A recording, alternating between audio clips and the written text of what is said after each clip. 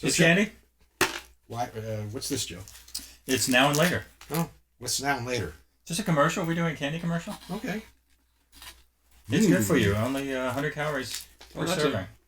Right? Banana. Thank you. Right. These are all candies, but I came across these recently, and it gave me pause to think now and later.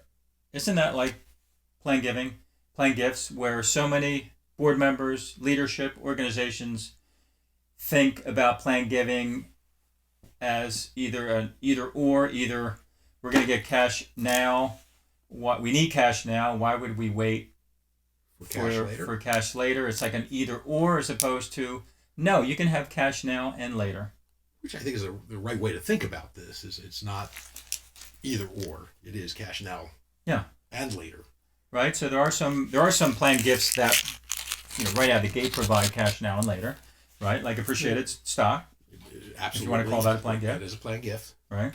How about gifts from IRA rollover? A gift from an IRA rollover obviously is now. Do we want to call that a planned gift? It is a planned gift. I mean, I define a planned gift as everything other than cash. Okay. And stock, there are tax implications in how you handle it. It's a planned gift. So. Yeah.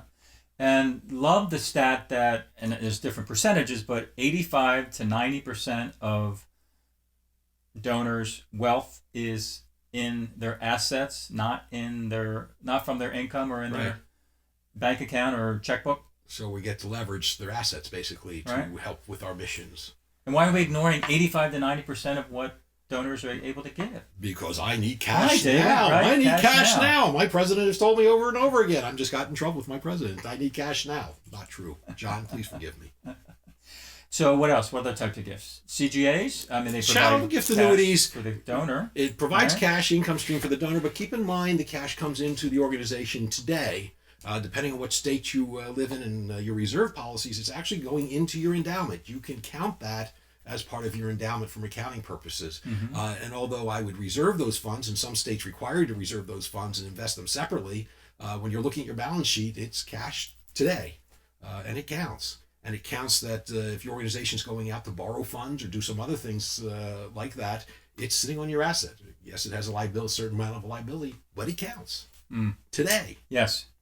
And if you look at the research, and I think Russell James talks about this, properly stewarded plan giving donors, properly stewarded, are more likely to increase their outright giving. And I can speak from experience. I talk about in our other videos about my wife Lorraine and I, and we have a donor advice fund, and we have a number of charities in our plans. Those that we have the largest plan gift commitment, our outright giving, our annual giving has increased because we're invested. Yeah. Right. And most donors that are putting you in their estate plans or the will or using their assets, they're invested with the mission. And I think the same studies basically show that they will increase their annual gifts through that as they're going. It also gives you an opportunity. So, for example, if somebody's told you that we're in the estate for $100,000 to set up a scholarship or set up some endowed fund where it's going to pay off, $4,000 or $5,000 a year to support whatever you're doing, that you can go back to that donor at that point and ask them if they want to do a virtual endowment. Why are they called virtual, by the way? Because the endowment doesn't create until you actually put the $100,000 in. So there is no endowment. So we're going to pretend that we're doing it like an endowment. Virtual. Yeah, I don't know. Some computer geek must have come up with that, as far as I know. But that's the explanation, and I'm going to stick by it. But it does give you an opportunity to talk and steward your donor. It gives you more talking. I've had a lot of donors over time as they're getting further, a little bit older, realizing I don't really need the money, and it's in my, I know I'm committed in the estate, and they've actually set up the endowment, 10 years after they've told us we're in the will, why we've stewarded them.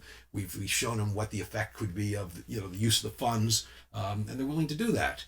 And so these are really good arguments to use when you're talking to your board or when you're talking to your president and says, why a plan giving? Why should we invest in a plan giving plan? We want cash now. Because the reality is it's going to increase the amount that you receive over the life of the donor. Obviously, when the donor passes, it's going to be the largest gift they're ever going to make. And it also gives you kind of a portfolio of future funds. When I started 20 years ago in this business, the institution I worked for we received about $500,000 on an annual basis of what we call realized bequests. The person passed away. These are the cash through the door.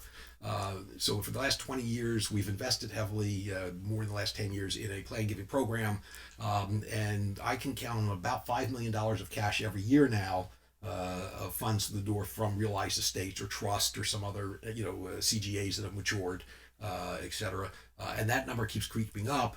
And the reality is I have roughly $180 million of expectations sitting on the books, of, estates that we know about that will mature in the next 20, 25 years. Now, who doesn't want on their books 180? Now, on the books doesn't mean the accounting side. It just means that these are what we expect to get in, because you can't count them from the accounting side until the cash comes in. That's a video for another time. That's a video for another time. Keep them coming back. But who doesn't want $180 million sitting there? That get to talk to their board of trustees and say, well, the estate commitments are about $180 million and growing. And we know that at some point in time, if we do our job right and we steward them, you watch our other video on what could go wrong, you're going to get that $180 million. Yeah. So for our takeaways, show the research, find the research. I think it's Russell James. Yes. Show them the research. Help them understand. Yes. Educate them. It doesn't have to be an either or. You can have cash now and later. And if all else fails, buy a jug of these on Amazon and just pass them out. They're good. They're good, indeed. You forgot to take the wrapper off. Oh, So I'm Joe. I'm David. And that's David. And we are available if you'd like to talk about your gift planning program and how you might get that to the next level. You can email us, info@giftplanningdevelopment.com, or give us a call on the traditional telephone at 610-653-7906. Until next time, I'm David. And I'm Joe. And it's Banana. See you now and see you later.